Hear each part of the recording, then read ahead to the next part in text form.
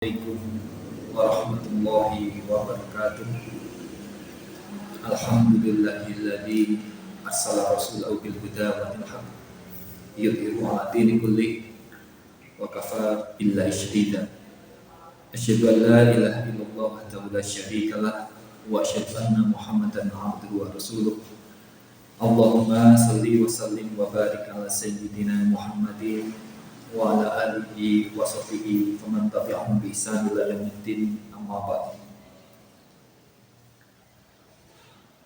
Yang saya muliakan jajaran pengurus pesantren kampus Ainul Yakin Universitas Lamalang, Bapak Direktur Kiai Haji Zainul Fadli FKes, serta jajaran Ketua Bapak Dr. Dian Muhammad Hakim, serta Bapak Sekretaris Gus Ali,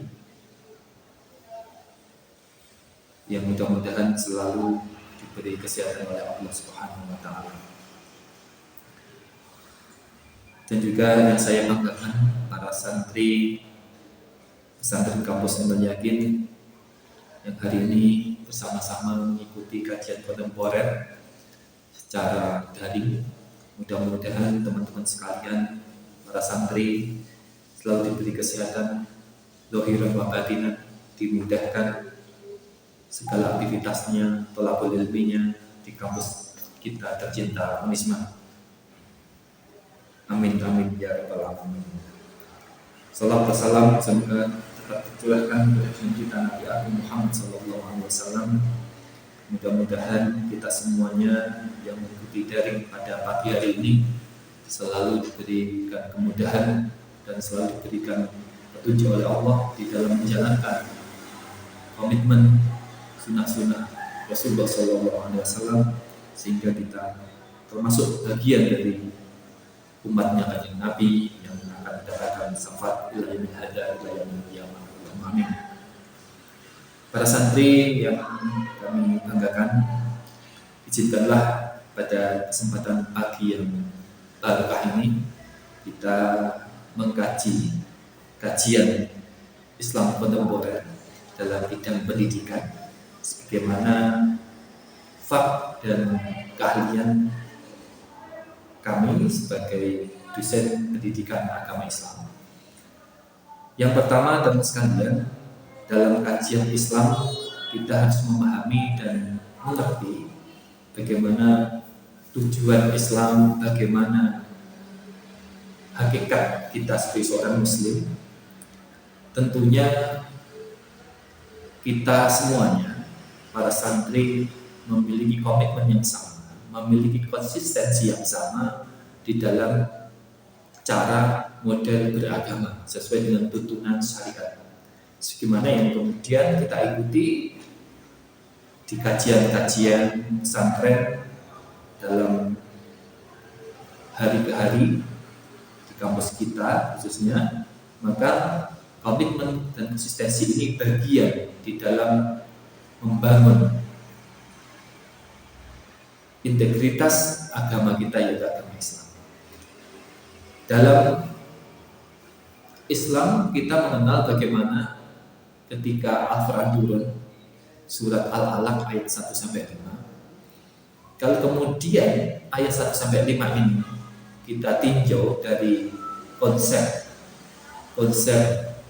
dasar pendidikan, maka Allah Subhanahu wa Ta'ala memberikan suatu makna tujuan kenapa turunnya Al-Quran itu adalah surat Al-Alaq ayat 1-5.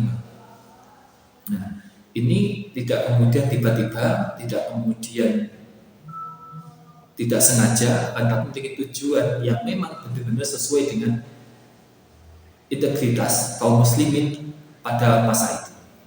Kita tahu bagaimana firman Allah dalam surat Al-Alaq, a'udzubillahi minasyaitonirrajim, bismillahirrahmanirrahim, iqra bismi rabbikal ladzi khalaq, khalaqal insana min 'alaq, iqra wa rabbukal akram, alladzi 'allama bil qalam, 'allamal insana ma lam ya'lam.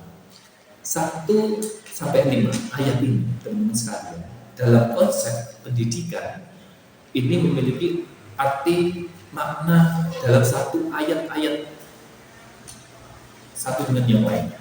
Nah, Satu contoh, misalkan kita mengkaji ayat Iqra, ya. Mengkaji ayat yang pertama yaitu Iqra. Dalam ayat Iqra ini teman-teman sekalian, beberapa ahli tafsir terkait dengan tafsir Tarbawi pendidikan, beliau menjelaskan Iqra ini memiliki beberapa komponen. Artinya Iqra ini adalah komponen proses dalam ilmu pengetahuan. Iqra ini kan memiliki arti membaca. Tapi kemudian ketika ditafsirkan secara universal, Iqra ini tidak hanya membaca, tapi juga dikatakan mentadaburi, dikatakan sebagai bentuk mengklasifikasi, membandingkan, menyimpulkan, memverifikasi, sehingga kata Iqra ini akan memiliki makna yang luas. Sehingga dalam ayat Iqra itu mengandung arti adalah komponen proses, di mana segala ilmu pengetahuan itu memiliki proses yang harus ditempuh, yang harus diikuti oleh siapapun yang terlibat di dalam lembaga pendidikan. Maka ada istilah Iqra. Maka Rasulullah ketika menerima ayat Iqra atau surat Al-Alaq ini, ketika malaikat Jibril mengatakan, "Ya Muhammad, Iqra'u ya Muhammad, Iqra'u ya Muhammad," diulang sampai 3 kali, Rasulullah menjawab, "Ma'ana biqari, ma'ana biqari, saya tidak bisa membaca." Artinya, membaca di sini tidak hanya membaca melalui panca indera kita, tapi juga bagaimana menerjemahkan, bagaimana memahami, bagaimana menafsirkan kata Iqra itu tadi. Makanya komponen proses ini bagian yang menyertai segala proses bentuk pendidikan yang ada di dalam dunia ini. Di negara kita, bentuk proses pendidikannya di antara itu harus membaca, menulis, menghafal, karena kunci ilmu itu di antaranya, kunci ilmu pengetahuan itu adalah yang utama adalah membaca, menulis, dan menghafal. Pokoknya kalau 3 ini kita pegang terus, kita sama dengan memegang kunci ilmu itu. Teman-teman santri memiliki semangat membaca, memiliki semangat menulis, dan memiliki semangat menghafal. Ini adalah komponen proses yang harus ditempuh oleh para santri di mana berada. Ini yang pertama, muatan dalam ayat Iqra. Kemudian muatan dalam ayat yang kedua, yaitu memiliki arti yang dimana dalam ayat itu dijelaskan Bismi Rabbik. Ayat itu menjelaskan tentang Bismi Rabbik yang artinya dengan menyebut nama Tuhan. Para ahli tafsir Tarbawi, orang-orang ulama-ulama yang menjelaskan dalam konsep pendidikan, itu Bismi Rabbik itu masuk dalam komponen ideologi, masuk dalam komponen ideologi. Artinya dalam konsep filsafat itu ada humanis teosentris. Segala sesuatu itu bersumber pada Tuhan. Segala sesuatu itu bersumber kepada yang pencipta. Segala sesuatu itu bersumber dari segala yang menciptakan makhluk di muka bumi ini. Artinya ada humanis teosentris. Semua diserahkan, semua disandarkan kepada Allah Subhanahu wa Ta'ala. Maka ada istilah Bismi Rabbik. Segala sesuatu pendidikan pasti ada komponen ideologi. Ada komponen ideologi. Kita memiliki ikhtiar kepada Allah Subhanahu wa Ta'ala. Tapi kita juga harus memiliki ikhtiar di dalam melaksanakan tugas kewajiban kita sebagai seorang mahasiswa misalnya. Tapi juga ada ikhtiar harus kita bangun dari sekarang. Ikhtiar dohir, kita benar-benar rajin, disiplin, menjaga integritas sebagai mahasiswa. Ikhtiar batin kita serahkan, kita sandarkan kepada Allah Subhanahu wa Ta'ala. Nah, ini adalah sandaran yang kemudian segala satu ilmu itu semuanya disandarkan kepada Allah Subhanahu wa Ta'ala. Subhanallah ilmalana ilama alam tanah. Maha suci Allah ya, yang telah menciptakan segala bentuk makhluk yang ada di muka bumi ini. Karena Allah adalah sebaik-baik penciptaan. Tabarakallahu ahsanul khaliqin. Maka semua disandarkan kepada Allah Subhanahu wa Ta'ala. Yang kedua. Kemudian yang ketiga, dalam ayat yang ketiga Khalaqal insan min 'alaq. Ada kata insan. Ada kata insan. Kata insan menurut para ahli tafsir ini dimaknai sebagai komponen peserta didik. Komponen peserta didik. Kenapa Allah mengambil kata insan bukan bashar? Nah, gitu. Bashar sama insan memang berbeda. Ya, tapi memiliki makna yang sama. Nah, di sini harus paham bashar itu bukan bagi orang yang kemudian belum tahu, belum paham, tidak memahami apa-apa. Yang manusia umumnya, manusia satu dengan yang lain sebagaimana beliau lahir di dunia memiliki watak dan watak yang kira-kira masih sama. Maka bashar ini lumrahnya manusia pada umumnya. Tapi kalau kemudian sudah masuk pada ranah insan, maka ketika Allah menyebutkan kata insan itu berarti ada nilai-nilai, ada harapan bahwasanya manusia ini diberi akal oleh Allah, diberi kemuliaan oleh Allah, diberi kelebihan oleh Allah dengan penjelasan menurut ayat-ayatnya. Maka ada istilah insan. Nah, Anas itu adalah jamak dari kata insan. Maka dalam kata insan ini sandarnya kepada kita kaum muslimin, sandar kita kaum muslimin yang kita memiliki potensi kalau diri kita itu adalah orang-orang yang akan taat kepada Allah, akan taat kepada Rasul, dan taat kepada siapa saja yang mendekatkan diri kita pada Allah dan Rasulullah. Nah, inilah kemudian kata insan. Ada potensi, kita ada potensi untuk beriman, potensi untuk bertakwa kepada Allah SWT. Maka kata yang digunakan ayatnya adalah al-insan. Maka dalam konteks ini al-insan dimaknai sebagai peserta didik. Namanya lembaga, kalau tidak ada peserta didik, pasti lembaga juga tidak bisa berdiri, tidak bisa maju, bahkan tidak akan bisa berkembang dalam murid kawan. Gitu. Itu yang ketiga. Kemudian yang keempat adalah dalam ayat allati 'allama bil qalam. Dalam ayat keempat ada istilah 'allama bil qalam. Bil qalam itu pena. Maka pena itu dimaknai sebagai komponen sarana prasarana. Namanya lembaga pendidikan tidak akan maju dan berkembang jika tidak ada sarana prasarana. Seperti halnya kajian pagi ini, kajian ba'da subuh dalam kondisi pandemi, teman-teman semuanya para santri berada di rumah masing-masing. Kemudian tidak ada sarana prasarana yang memfasilitasi. Saya kira ilmu itu juga tidak akan bisa ditransfer of knowledge kepada teman-teman yang ada di rumah masing-masing. Nah, tetapi karena sekarang ada nilai-nilai di dalam membangun transformasi ilmu, maka ini bagian dari mengembangkan nilai-nilai bil qalam, bahwasanya bil qalam adalah dimasuki sarana prasarana. Namanya juga lembaga pendidikan mustahil tanpa adanya sarana prasarana. Unisma memiliki sarana prasarana yang representatif yang sering digaungkan oleh Bapak Rektor dimanapun berada. Dan memang saya menikmati bahwa di Unisma secara prasarananya lebih unggul daripada kampus-kampus swasta lainnya. Bahkan ada kampus negeri yang masih kalah jauh dengan konsep bil qalamnya Unisma.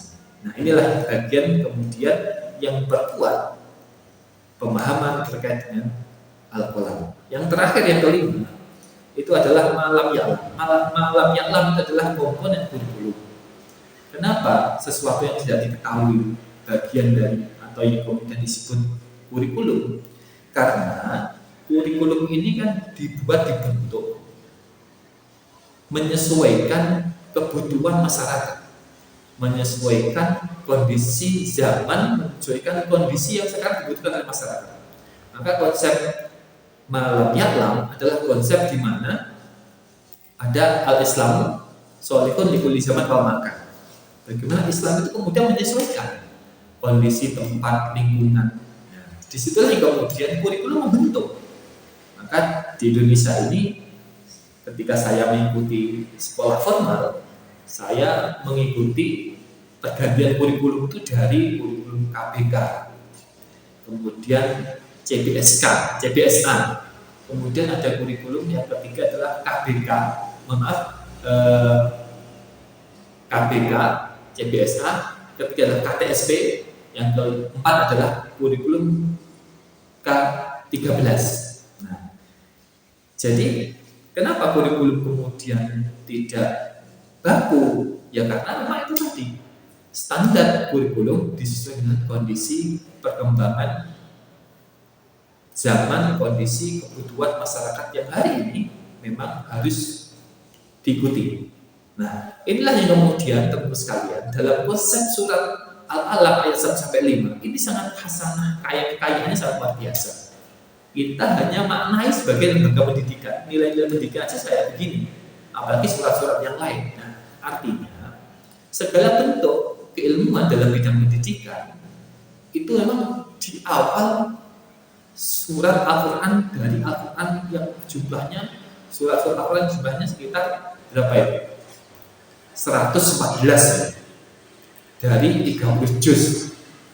Nah, ini menandakan bahwasanya sangat kaya sekali nilai-nilai ilmu pengetahuan yang harus kita pahami dalam surat Al-Alaq ayat 1 sampai 5. Ini masih ayat yang pertama, belum ayat yang kedua, ketiga, dan seterusnya.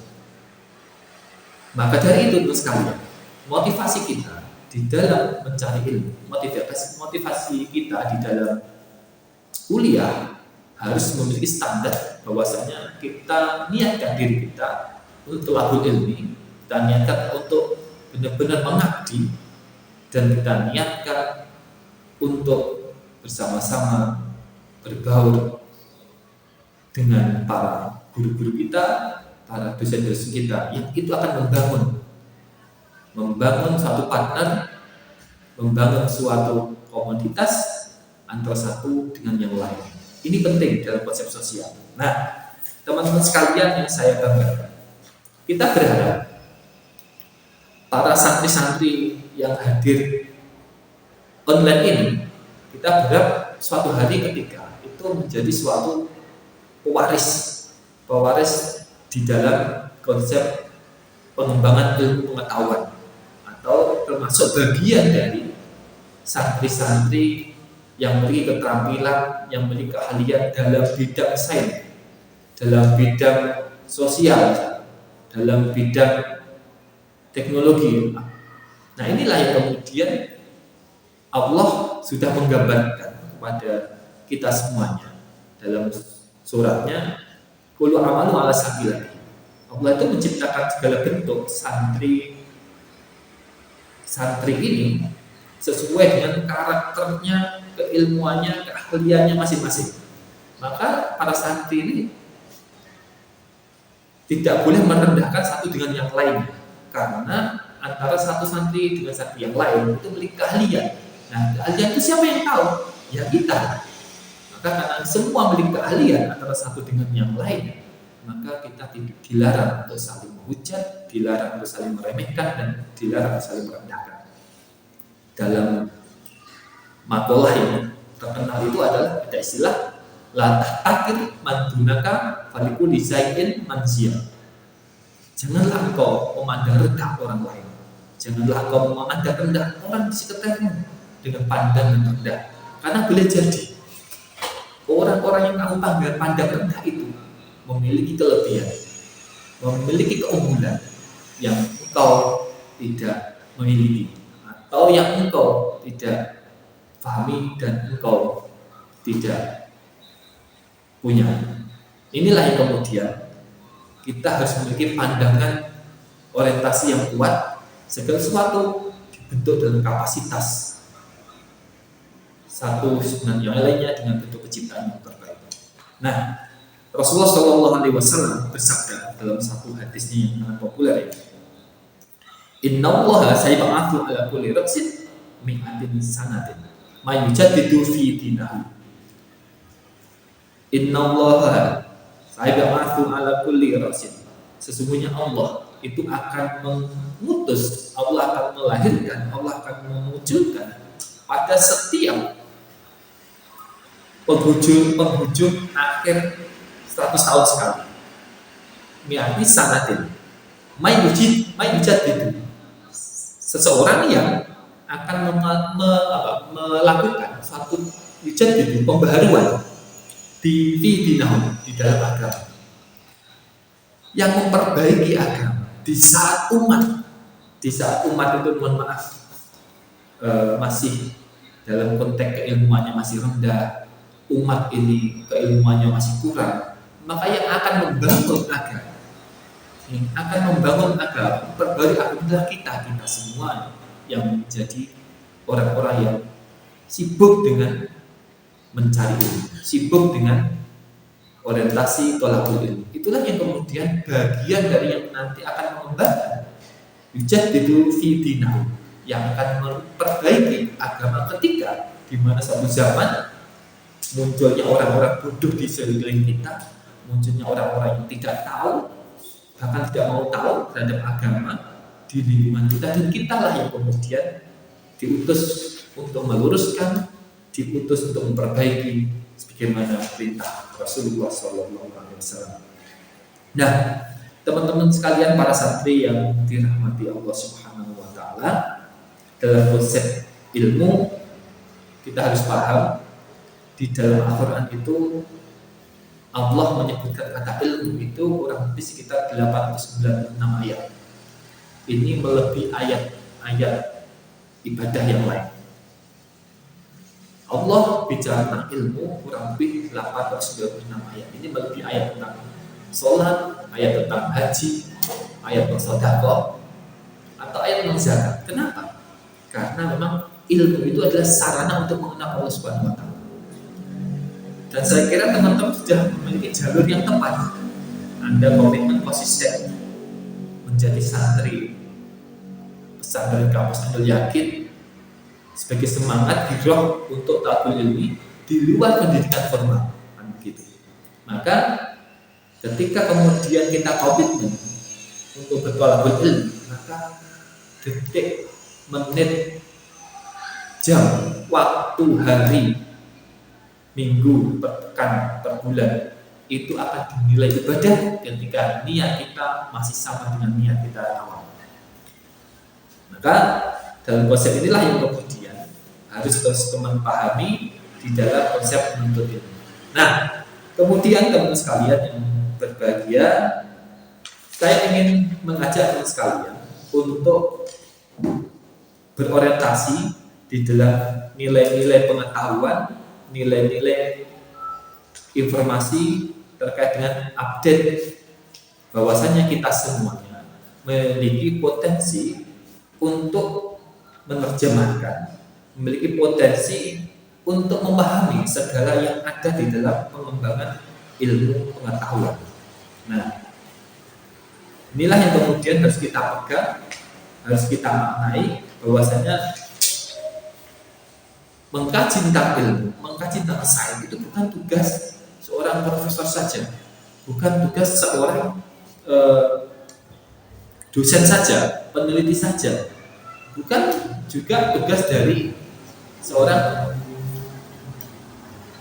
guru ataupun rektor, tidak, tapi adalah tugas kita semuanya. Nah, sebagaimana tema kita pada pagi hari ini, bahwasanya ilmu pengetahuan sains dalam Islam, sains dalam Islam ini kita bisa memaknai alasan umat Islam melakukan pengembangan ilmu pengetahuan itu apa.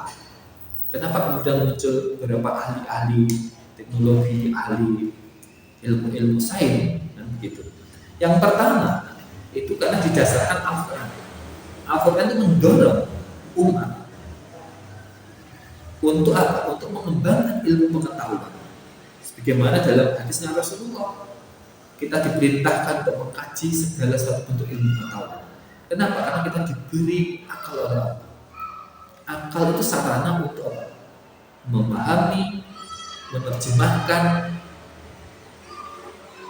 ayat-ayat suci Al-Quran yang memiliki makna yang luas terkait dengan perkembangan atau pengembangan.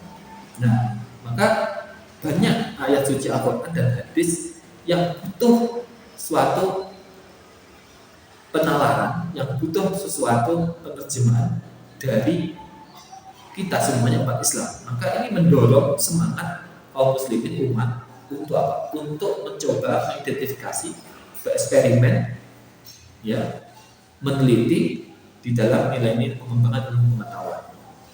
Itu yang pertama, karena memang didasari ayat suci Al-Quran dan hadis, maka Allah itu semangat untuk berorientasi kepada sains. Karena memang dalam Al-Quran juga dijelaskan, ya, inna fi khalqis samawati wal ardh wa ikhtilafil laili wan nahari ayatin ulil albab. Sebenarnya bentuk penciptaan langit dan bumi, siang dan malam itu terdapat tanda-tanda kebesaran Allah. Maka siapa yang akan memahami kebesaran Allah itu kecuali orang-orang yang memiliki akal, gitu. Makanya kita diakal untuk menerjemahkan itu semua. Dan hadisnya Rasulullah menyampaikan dalam sabdanya, al-mar'u aqwal wa dinu liman aqwal. Tonggak seorang muslim itu terletak pada akalnya, dan mereka tidak disebut orang yang beragama ketika dia tidak pernah menggunakan akalnya untuk memahami ayat-ayat ciptaan Allah Subhanahu wa taala, baik ayat sifatnya qauliyah ataupun ayat-ayat kauniyah. Nah, yang kedua, di dalam sejarah Islam, dalam histori Islam, sebagaimana telah dikemukakan dalam beberapa literatur referensi di dalam abad-abad klasik, semua para ulama-ulama kita kaum muslimin itu ternyata tidak memiliki keahlian satu bidang saja, tapi memiliki berbagai keahlian. Jadi kita tidak hanya mengenal seorang Ibnu Sina sebagai seorang hafidhul Quran, tapi juga kita mengenal Ibnu Sina sebagai seorang dokter. Kita juga tidak mengenal Ar-Razi sebagai guru filsafat saja. Ternyata kita juga mengenal beliau sebagai seorang dokter. Kita juga tidak mengenal Jabir bin Hayyan sebagai tokoh pergerakan di dalam menuntut atau mengajak seseorang untuk kembali di dalam orientasi menerjemahkan ilmu pengetahuan hadis Nabi. Tapi kita mengenal Jabir bin Hayyan adalah tokoh kimia, bapaknya ahli kimia di muka bumi ini, gitu. Dan ada Khawarizmi, bapaknya ahli matematika, ada Abu Nawas yang ahli sastra dan sebagainya, dan ulama-ulama yang lainnya. Tidak mungkin kita sebut satu persatu karena memang sangat luas hasanah pemahaman pengetahuan para ulama. Nah, inilah yang kemudian memotivasi, mendorong kita untuk semangat di dalam melanjutkan bagaimana kemudian kita harus mempelajari nilai-nilai sains, nilai sesuai dengan pengembangan Islam saat ini. Ya, pengembangan Islam saat ini harus dikembangkan dengan bentuk desain yang berbeda.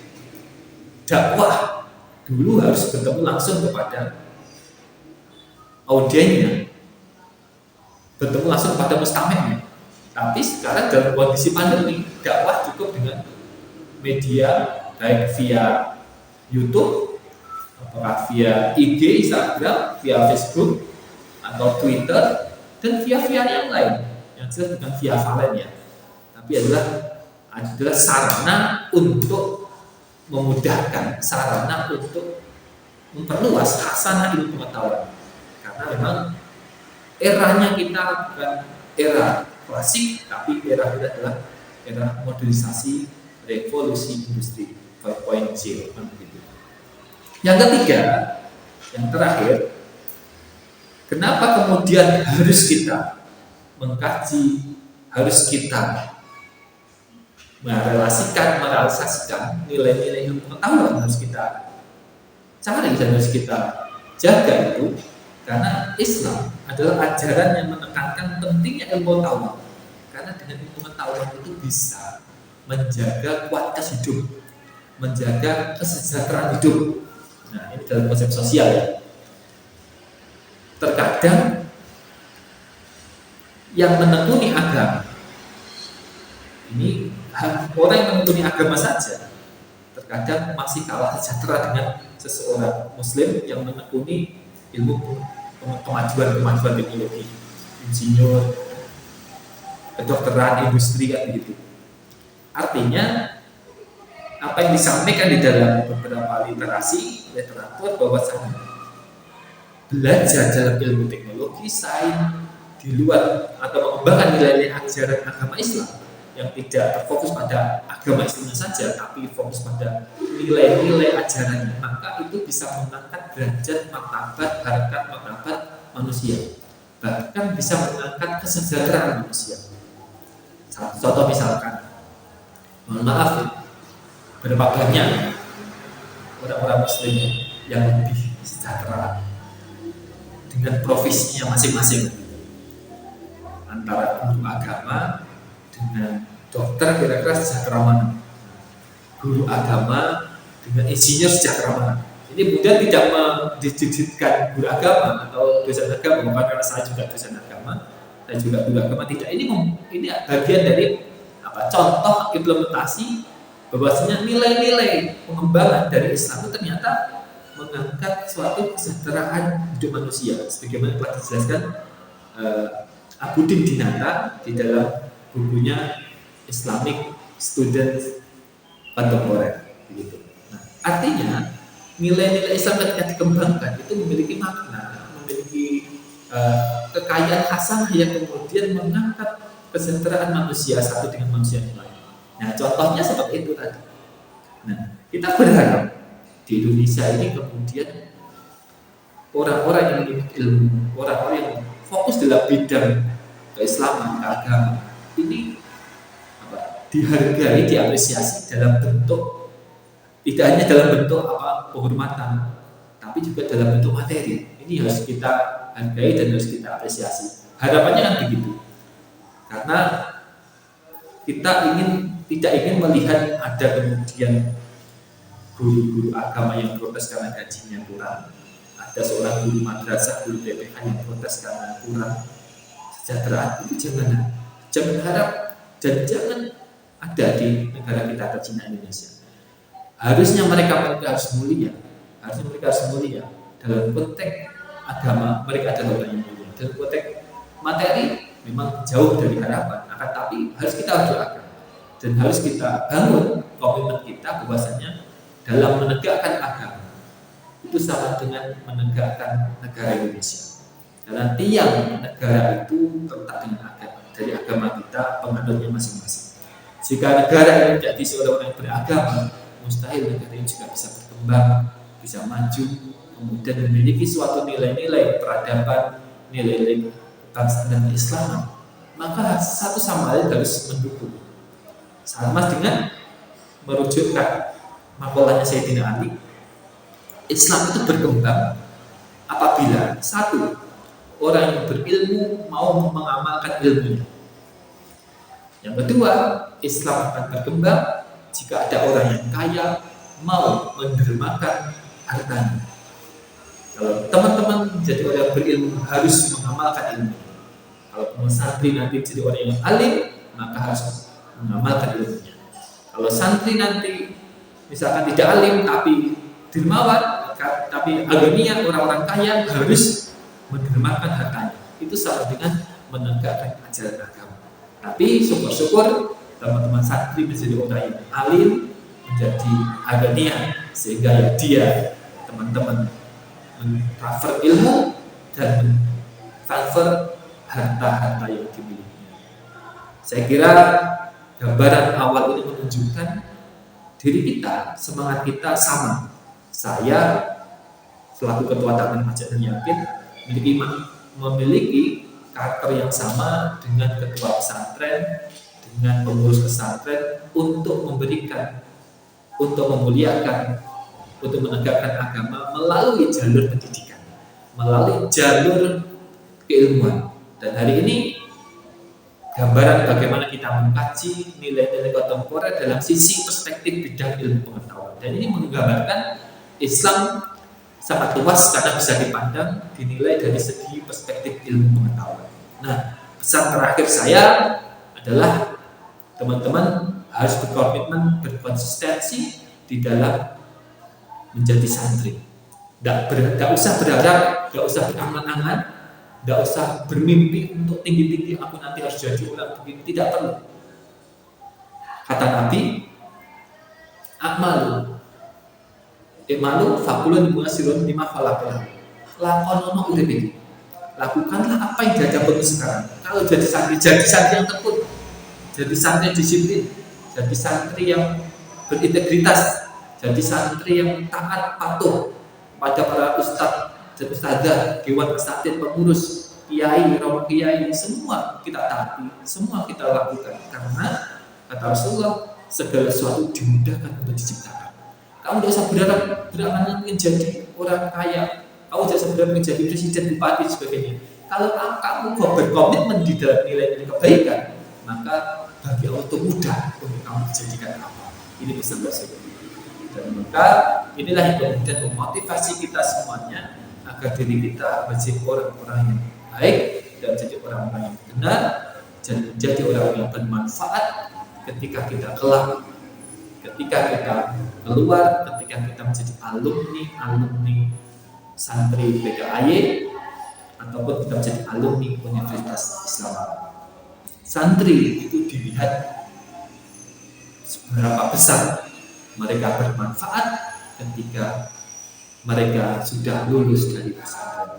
Dan mudah-mudahan teman-teman pesantren yang hari ini hadir di dalam kajian kontemporer pada pagi hari ini, mudah-mudahan Allah Subhanahu wa taala senantiasa memberikan kesehatan zahir wa batinan, memberikan kemudahan, memberikan kelancaran kita semuanya di dalam mencari ilmu. Orang tua kita selalu diberi kesehatan, rezeki yang lancar barokah.